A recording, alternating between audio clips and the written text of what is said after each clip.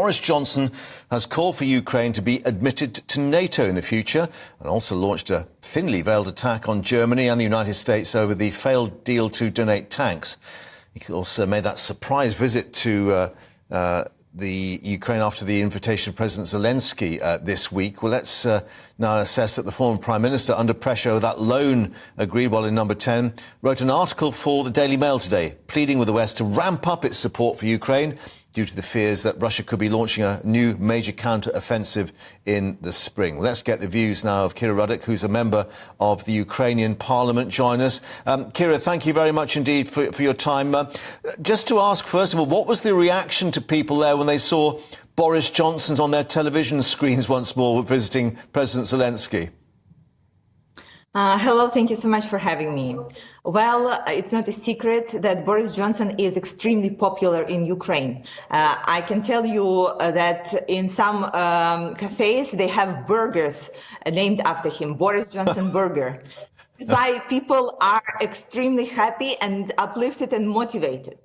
Another point is that aside of politicians like myself, Boris Johnson is able to say things that everybody think but cannot say so straightforward. This is his part. And this is why this article in Daily Mail, where he says, what the hell is stopping you from giving the tanks to Ukraine, is something that we all think but cannot say quite with these words.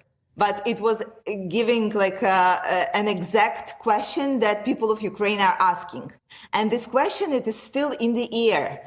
What needs to happen so that Germany will give us the tanks?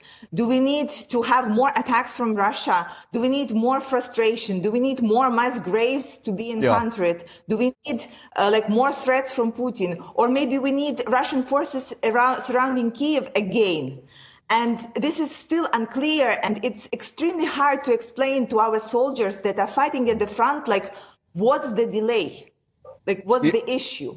Yeah, it's an interesting point, of course, that, yes, he's perhaps got more flexibility in what he can say now that he's no longer Prime Minister. But it does appear there's a bit of movement with Poland now suggesting they can supply these German-made Leopard 2 tanks, even though Germany itself is still uneasy about actually supplying them directly. And that would be a great movement and a great progress that we are expecting. However, I want to quote our commander, Mr. Zaluzhny, who said that he needs at least 300 tanks to be able to defend against Russia.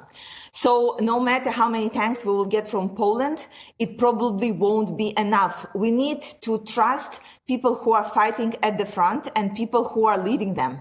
And this is what their very honest assessment of the situation. Russia has more than 1,000 tanks. Do you remember, or does anybody remember any war that was won without the tanks?